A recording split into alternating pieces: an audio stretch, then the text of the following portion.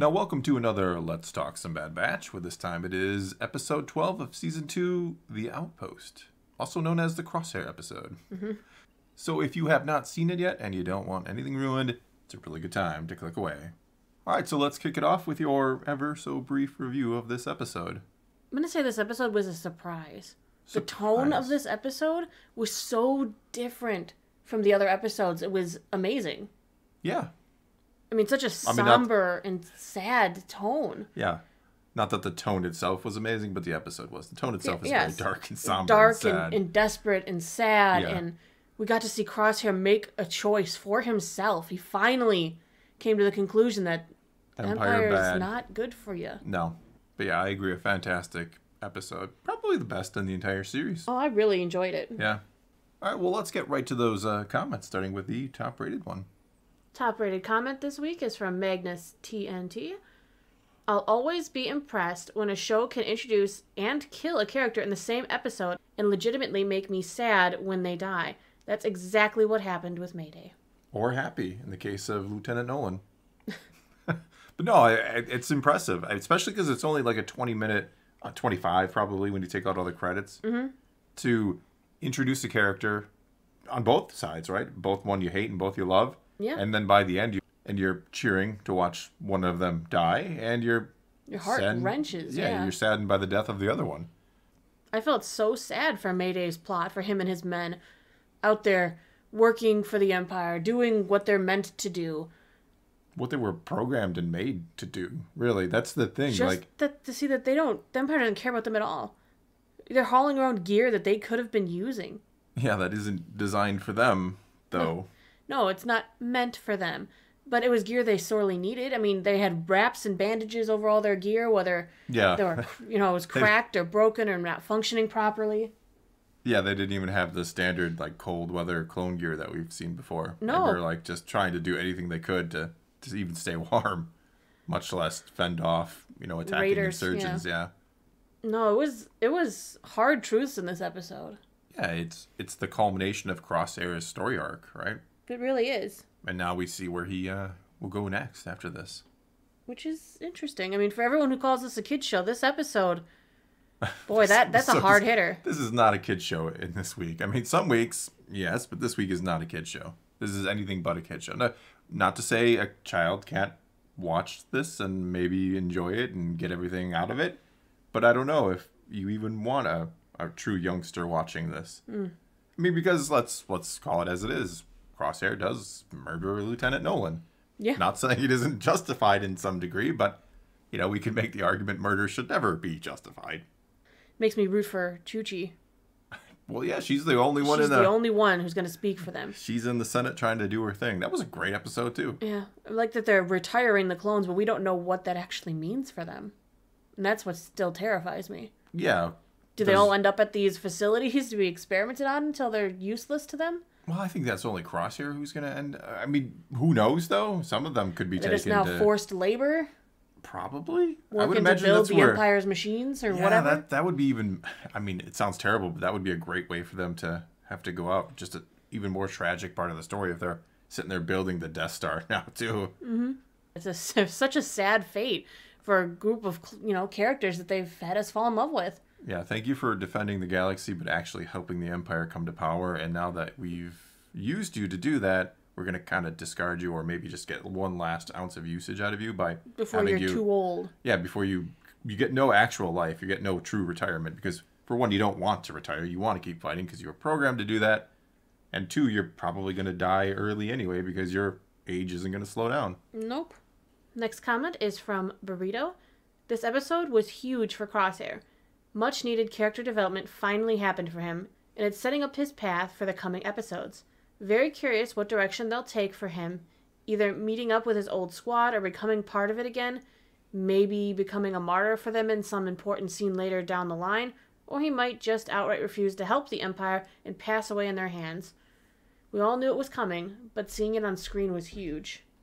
This comment goes along with, I'd do it all day. I wonder if Crosshair will be part of the first-generation Dark Trooper program, the one that Dr. Pershing spoke of in The Mandalorian. Maybe that's why both series are overlapping, to tie in the stories. That could be good. Yeah, I think both. I think there's going to be a crossover episode in a way. Not like directly as much as indirectly, like as I suggested before, like go to Mount Tantus, like because that's where Crosshair pretty much is. I think we'd be certain of that. And somehow Mando ends up there, and we find out Dr. Pershing. Maybe Dr. Pershing leads him there. I don't know. And we kind of get why some of Mando these. ends up there. He's tracking where Grogu came from. Could be too. Grogu might have been there. Potentially. He could have been. I mean, we don't know his story yet. We know it's coming, but we don't know it yet. It could be that Grogu did get captured for a little while, and I mean, he was I think Ahsoka talked about him being in a dark place, or there was darkness in there. So it could be he actually gets captured and then is liberated somehow, or escapes, or whatever. Maybe because of the Bad Batch. That would be something. So we could see some type of crossover. But either way, I do like the idea of the Dark Trooper program being something to do. I mean, we got the Xylo Beast and the armor. We got all kinds of little... Because we do hear that the problem with the Dark Trooper program was the person or the living being inside, and once they got rid of that. So we do know initially it is going to be people inside these suits of armor. So maybe they're going to do something to Crosshair to be the first Dark Trooper. Perhaps. Speaking of the Xylo Beast, I had a theory that they used the Xylo Beast scales to possibly make Purge Trooper armor. I like that idea as well, because it's resistant to lightsabers. lightsabers. So you would want Purge Troopers to have resistance to lightsabers. I think everything's going to culminate here at Mount Tantus. We have to know what's going to happen with Crosshair, what's going to happen with this cloning in general, what's happening to the clones, what's happening with the Xylo Beast, and we need to go there to get these answers. Well, we've seen Dr. Pershing in the trailers, on Coruscant. We've seen all sorts of things. So I feel like there's something... It's a big piece we're missing. Yeah, there's a big puzzle that's going to come together. And I think it's going to kind of be both shows that assemble it to some degree. With, again, not being direct. It's not like you're going to have to watch it. You're not going to have to watch, Bad Batch or Mando to, understand the whole story. But if you want the true big picture, which, it makes sense then to overlap them, right? Especially if you're wanting people to check out the Bad Batch who normally might not check it out. You could be like, hey, in this episode of this show, you get a little more about what's going on in Mando. That is a good way to pitch it, isn't it? It is. Next comment comes from Pawar LOS. Mayday and his squad were guarding the Stormtrooper armor for over a year. The Empire had it ready that far in advance. I miss this kind of subtlety. This comment goes along with Rob Morris. The question is, has the series been going on for over a year in universe? I thought it was more a matter of about 6 months. So were Mayday and his fallen men protecting the replacement year even before Order 66? Yeah, we don't have the exact time period. I think the show has been going on a year now, but that still implies that armor was being made for a while now, right? Right. They knew. I mean, we know that they knew, but... There's been implication that there was like 6 months of time passage between the destruction of Tipoca City in this. So at most, I would say a year. Yeah, I think at most it's a year. And even if it has been a year and they've been a year, the armor needs to be made. The plan needs to be put into action. Which clearly it was. So they knew ahead of time. That they were going to always switch over to the Stormtroopers, always going to switch to recruiting soldiers and getting rid of the clones. Probably because the clones had a loyalty. Admiral Rampart does bring that up in season 1 a lot about they wanted, I guess, troopers who were not made to be loyal, but actually decided to be loyal. It's because it's different. It creates more of a fanatic. Perhaps, Someone who truly believes, the believer of the cause, is going to be stronger than the clones, because the clones, they all fought for the people of the Republic, and you think they're going to be okay with repressing those people? Well, they said more and more people were like waking up from their programming. I mean, that is an interesting question about the clones. Is it that they just want to fight and have, do the mission? I mean, we hear Crosshair say it. A mission's a mission. Is it more about wanting to continue to fight and have a purpose in terms of, military combat, however you want to describe it? Or do they actually truly care about the Republic? And I'm not saying they don't. Don't get me wrong. I'm not saying they have no care. But which one is which one has more weight in the brain, if that makes sense? Right. Are they more about the fight, or are they more about actually protecting? And I think it's interesting that some of them are probably coming around to the fact that why did we fight this war? And now they're questioning it, and they're like, well, I want to keep fighting, so maybe it's time I switch sides and fight against those I helped take over the Republic. Right. There's an exodus. You can feel it coming with the clones. Yeah. That more of them are just not happy with their lot, with what's happened. No, they're after seeing they were used. that they created a monster. Yeah, they helped create the Empire. And so now they want to keep fighting. It's still in their brain, yet at the same time they want to have a purpose as well now. Not just a purpose of we're going to fight for the Republic because we were made that way, but because we decided to fight for this purpose. Mm-hmm. Next comment comes from Creative Name. This episode's ending was so heartbreaking, but can we acknowledge that D. Bradley Baker hits his lines perfectly, especially at the end with the range you could hear in Crosshair's voice? Oh, he's absolutely talented. He's phenomenal, yeah. I could never imagine, doing what he does. He's having full conversations between himself, and yet he's showing such depth and character in those voices. It's not just switching character, but that character evolving.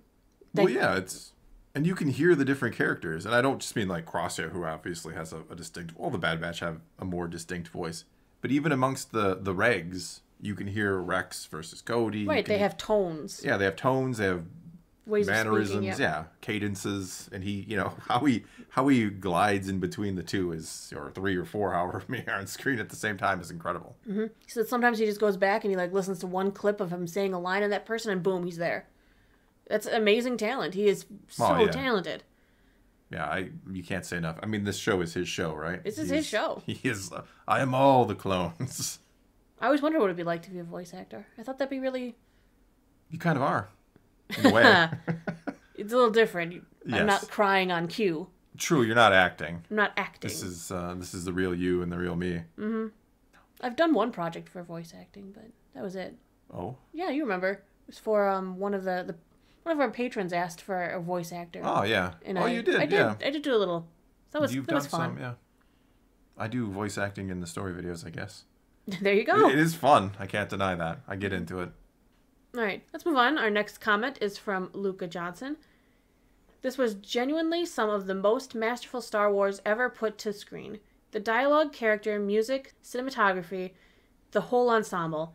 It's the culmination of everything we've seen from Crosshair's character going all the way back to Skeko Minor, when he said Echo wasn't worth saving because he's a reg. And now to see him selflessly drag Mayday back through the blizzard, the pure emotion of it. You felt every single emotion when he broke at the end and shot Nolan. We've gone from Plo Koon's line about clones not being expendable to that being the only way they are. It's a masterstroke for Crosshair as a character. It's a masterstroke for the story of the clones and for Star Wars as a whole. Well, I mean, a phenomenal episode all around. As you said, the cinematography, the music. I mean, Kevin Kiner, that guy does not get enough credit for what he does. His music is just the scene opens on I think it's the base on Coruscant, and immediately you get the tone of the entire episode just from Kevin Kiner's music in that one opening scene. Powerful, yes. I was just going to say, whenever the bird creature shows up, it gets this really, the little vulture-y creature, which I thought was brilliantly weaved into the episode as well. Mm-hmm. The only thing that upsets me with this arc, I wish that more Star Wars fans were seeing it.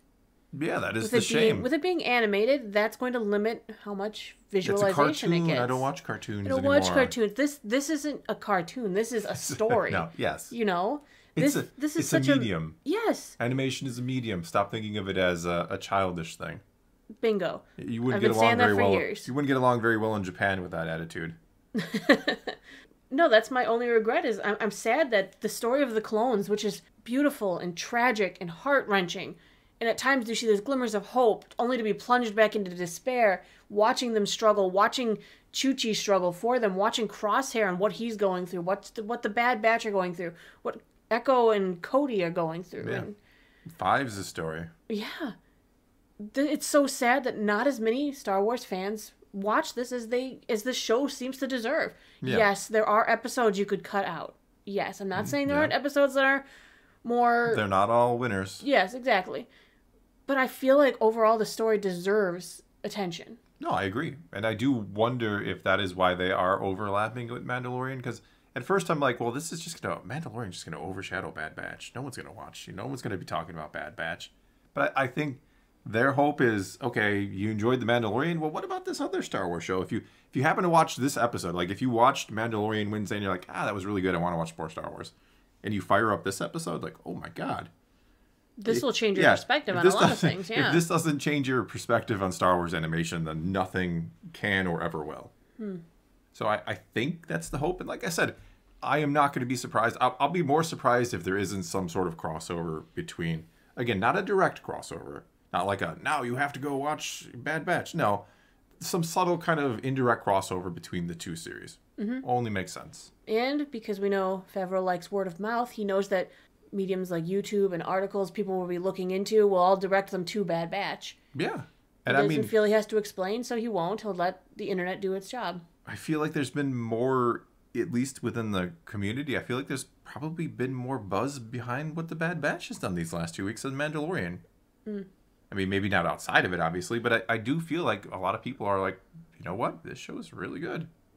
Next comment, I'm the reverse. This show is so peculiar. Some weeks we get a boring episode with almost no good moments. Another week we get a work of art with incredible visuals, writing, and characters, and going into each week, we never know which one we're going to get. I mean, that's kind of what we were just talking about, but that's the one downside of this show. Look, I don't, maybe downside is the wrong way to put it, because I don't mind the childish episodes, if you want to call them that, or the filler, whatever label you want to put on the treasure hunt episodes. They're not bad. I'm not sitting there like, oh, this is terrible. I can't believe I'm even watching this. They don't line up with this, right? They don't line up with this episode. It's such a polarizing extreme. It really is. What's interesting is, if you watch Crosshair's last episode and pair it with this episode, you get such a phenomenal overall story. It's just sad they were so many weeks apart. Yeah. I mean, it would probably be fun to just take all the Crosshair episodes and watch them continuously without the Crosshair story. Yeah, I mean, it would probably be phenomenal. People would, if this had been called Crosshair and there was no Bad Batch story arc, and it was like just one season of 10 episodes, people were like, my God, that was the most incredible thing Star Wars ever. Yeah, he's been such a compelling character, and a character that we haven't always wanted to like. No, you don't really want to like Crosshair. I don't know that I like Crosshair as a person after this episode. Like, I appreciate the character tremendously, but I don't know if I'm like, yeah, I love Crosshair. I'd buy him a drink at the bar. No, he's a bad dude, but you feel sorry for him at the same time. That's a good character where you have that internal conflict of like, he's not a good guy. We've seen him murdering civilians, right? We've seen him doing some terrible things. Yes. You can still have empathy for this guy because it isn't all his fault. Right, so let's move into the next comment from Malik Emanuel. I care more for Crosshair in this show than the other Bad Batch clones. And there's the problem with the Bad Batch. Because they've forced us to care more. He's the one doing the adult complex storyline. It's like, yeah, he's the adult character. Well, it seems like they're running around the galaxy with little to no consequences for their actions, whereas everything Crosshair does puts them at mortal danger. That is a good point. Every decision Crosshair makes feels extremely huge for himself, right? Whereas the Bad Batch, we did something dumb, but next week we'll be back and we'll do something dumb again, and then we'll be doing something dumb again. Yeah, there seems to be very little consequences. They're just gallivanting around the galaxy. Yeah, having fun, and they're not. Yeah, I know they're on the run, and I get all that, but it feels just night and day when it comes to just the stakes between the two. You kind of feel like Crosshair is in this cage that he can't get out of. Like, he knows in the back of his mind, Empire bad. I shouldn't just be doing these missions. I got to get out of here. The clones are being mistreated. He knows all these things, that he doesn't want to come to terms with it. Because he doesn't know anything else. Yeah, and finally we see him be like, you know what? I cannot do this anymore. I have to escape. I have to survive. And he snaps, you could say. I mean, I'm not saying that he broke mentally, but he kind of does, I guess. Whereas the Bad Batch, the rest of the team, you're like, yeah, they're just doing their thing. Just doing their thing. All right, our last comment today is from Harrison Claus. Mando was great this week, but I think the Bad Batch topped it again. I have to agree. I mean, just for the fun of it, to put them against each other. Yeah. Mando was really good. Mando was really good. It's hard to compare these two side by side, week by week, because we're near the end of Bad Batch, which is usually where things wrap into great ending that you stick with you and everything. But Mando's still at the beginning. Yeah, it's not like a quote unquote fair comparison, but it is interesting to note that I think Bad Batch, for what they are and for what they're trying to do, like Bad Batch is trying to head towards its finale. Mando is trying to start its season, and for what they're trying to do, I think Bad Batch is doing it better. Yeah. At the beginning of the season, if you asked me that, though, I'd say I didn't know what Bad Batch was going for. No, I mean, there are weeks where you're like, I'm not really sure where this is going, and then Crosshair shows up, like, oh yeah, this is a really good show. Yeah. And then Chuchi and Crosshair, that's what they should have called this series. That's the season, is Chuchi and Crosshair. Yeah, just call it Triple C's. Triple. Crosshair and Chuchi. Yep. No. Yep. Triple C's, that's the secret word for the day. We're doing it. Or words or phrase. Triple C's. And with that, that's all we got for you this time. So take to the comments below, tell us what you thought of this episode of The Bad Batch, and let's talk some Star Wars. And until next time, thanks for watching.